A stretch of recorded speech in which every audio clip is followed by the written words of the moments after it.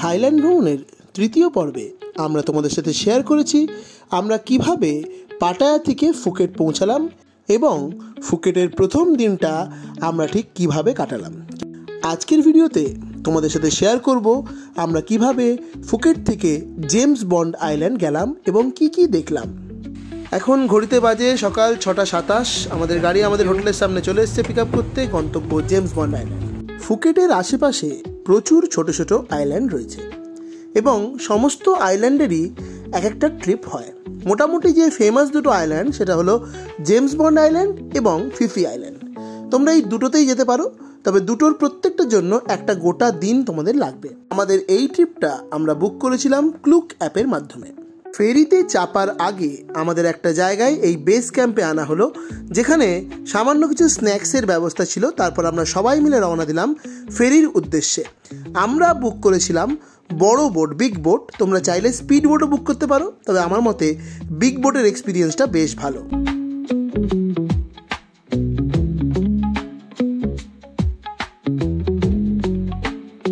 James bond আইল্যান্ডের big বোটের জার্নিটা সত্যি খুব সুন্দর, মানে রিল্যাক্সিং একটা জার্নি। স্পিড বোটের জার্নিটা খুব ডিফিকাল্ট, কারণ প্রচণ্ড ধাক্কা লাগে, জার্কিং হয়। এখানে কোনো জার্কিং নেই। আমরা বেশ একটা শিপে যাওয়ার যেমন যে অভিজ্ঞতা, অনেকটা সেরকম টাইপের অভিজ্ঞতা। খুব সুন্দর একটা ভিউ পাওয়া যাচ্ছে এবং কমফোর্টেবলি আমরা যেতে পারছি। দারুণ জার্নি।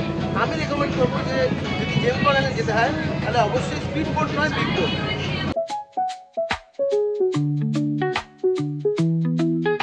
বিগ বোটে জেমস বন্ড আইল্যান্ড যেতে সময় লাগে প্রায় 2 ঘন্টা। বোট চলার শুরুতেই আমাদের জন্য পরিবেশন করা হয় চা, কফি, কুকিজ এবং জুস। সবটাই কিন্তু আনলিমিটেড। তো আমরা পৌঁছে গেছি আমাদের আজকের ডেস্টিনেশনে, জেমস বন্ড আইল্যান্ড। সামনে দেখা যাচ্ছে আইল্যান্ডটা, ওখানেই আমরা যাব।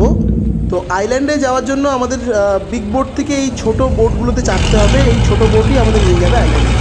জেমস বন্ড আইল্যান্ড 1974 খ্রিস্টাব্দের আগে এই দ্বীপপুঞ্জটি খাও ফিং খান নামে পরিচিত ছিল। 1974 সালে জেমস বন্ডের একটি cinema the man with the golden গান শুটিং হওয়ার পর থেকে এই আইল্যান্ডটি জেমস বন্ড আইল্যান্ড নামে প্রসিদ্ধ। আমরা জেমস বন্ড আইল্যান্ড থেকে ফিরছি এখন। তো শিপের বোটের মধ্যে আছি, বাইরে বৃষ্টি হচ্ছে, তার সাথে রয়েছে বুফে খাওয়া দাওয়া। এখানে নেওয়া চলছে এই যে বুফে খাওয়া দাওয়া। আমি প্লেটটা দেখাচ্ছি। ওখান থেকে মোটামুটি এই খাবারগুলো আমি নিয়েছি। এগ ফ্রাইড রাইস রয়েছে, চিকেনের একটা গ্রেভি রয়েছে, অনিয়ন রিং, ফিশ, একটা কিছু একটা চাইনিজ ফিশ করেছে, একটা মাশরুম স্যুপ রয়েছে, তার সাথে কোল্ড ড্রিঙ্ক। ওটা এখন এইরকম একটা ওয়েদার, বাইরে বৃষ্টি হচ্ছে, আমরা এখন খাচ্ছি। জেমস বন্ড আইল্যান্ডের এই বিগ বোটের ট্যুরে আমাদের খাওয়া দাওয়া পুরোটাই ইনক্লুডেড ছিল, আর সমস্ত খাওয়া দাওয়াই কিন্তু আনলিমিটেড। জেমস বন্ড আইল্যান্ড এবং খাওয়া দাওয়া ছাড়াও আরও একটি অ্যাক্টিভিটি এই পুরো প্যাকেজটার সাথে ইনক্লুডেড, সেটা হলো কায়াকিং, যেটা কিন্তু একটা দারুণ এক্সপিরিয়েন্স। তো আমরা আমাদের কায়াকিং স্পটে চলে এসেছি। এখানে এই যে নৌকোগুলো দেখা যাচ্ছে, এই নৌকোগুলোতে করেই আমাদের কায়াকিং অ্যাক্টিভিটিটা হবে। একটা বোটে 2 জন করে ওরা নিয়ে যাবে।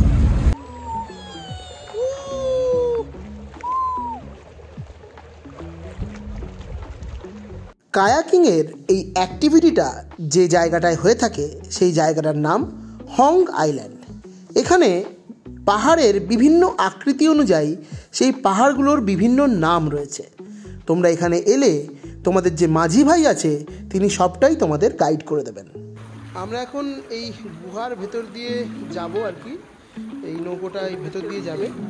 কায়াকিংয়ের এই যখন গুহার ভেতর দিয়ে নৌকোটা যায় সেইটাকে বলা হয় ক্যানোয়িং। এই ক্যানোয়িংটাই আমরা এখন এক্সপ্লোর করতে যাচ্ছি, ক্যানোয়িং এক্সপিরিয়েন্সটা। আমরা এখন এই ভুটিয়া রাস্তার মধ্যে দিয়ে যাচ্ছি। No insight, water too high. জলটা প্রচুর মানে হাই উঁচুতে আছে বলে আমরা ভেতরে যেতে পারলাম না। যখন জলটা নিচু থাকে ভাটার সময় তখন এর ভেতর দিয়ে যাওয়া যায়। খুব সুন্দর, যতটা আসতে পেরেছি ততটাও এতটাও অনেক সময় আসা যায় না। ভেতরে পুরো দেখলে কঙ্কালের মধ্যেই মনে হচ্ছে, মুখগুলি এমন তৈরি হয়ে আছে।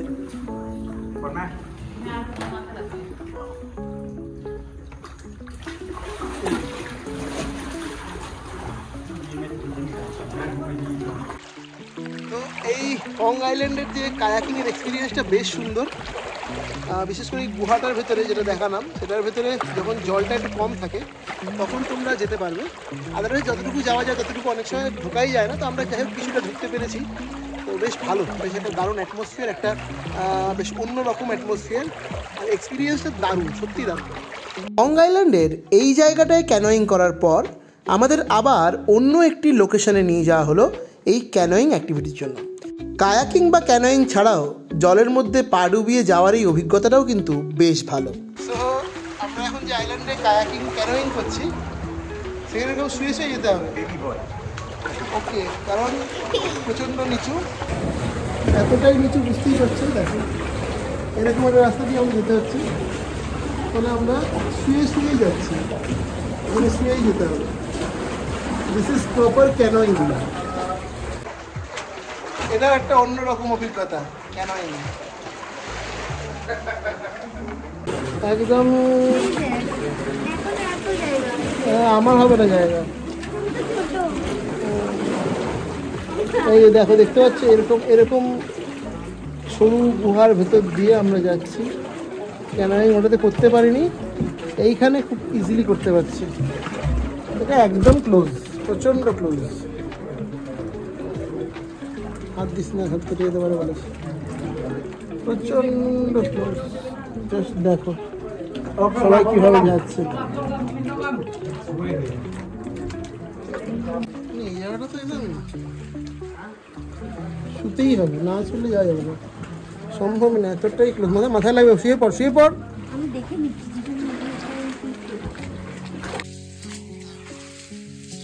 ক্লোজ যাচ্ছে, মোবাইলটা উঠিয়ে রাখতেও ভয় লাগছে এমন অবস্থা, এতটাই মাথায় লাগবে।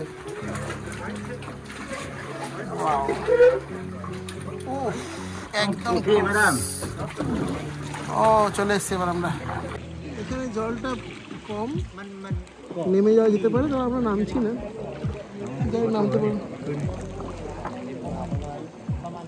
জলটা এখানে কমই আছে।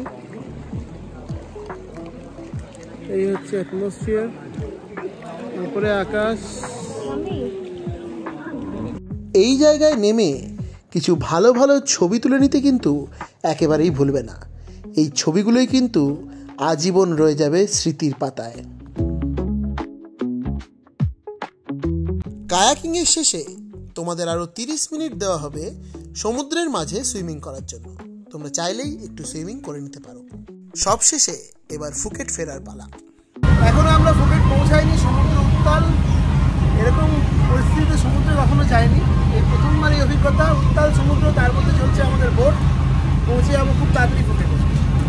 বিগ বোটের এই সফর শেষ করে ঘরে ফিরতে তোমাদের বিকেল হয়ে যাবে।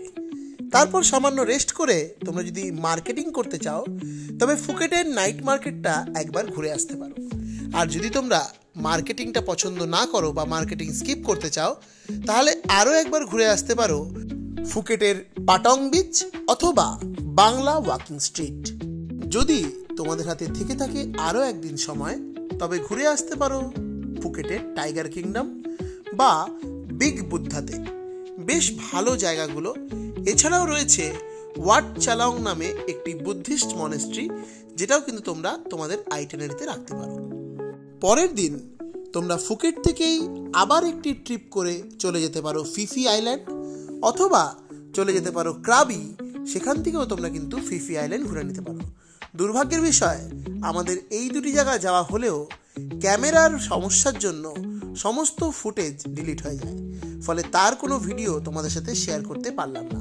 তোমরা যদি ফিফি আইল্যান্ড বা ক্রাবিটাকে স্কিপ করতে চাও তবে এখান থেকে সরাসরি চলে যেতে পারো ব্যাংকক এবং সেখান থেকে ব্যাংকক ঘুরে চলে যেতে পারো আবার নিজের শহর কলকাতায়। আমার আজকের ভিডিও এখানেই শেষ করলাম। আশা করছি তোমাদের এই ভিডিও নিশ্চয়ই ভালো লেগেছে। তোমাদের সাথে আবার দেখা হচ্ছে পরবর্তী ভিডিওতে নতুন কোনো গল্প নিয়ে।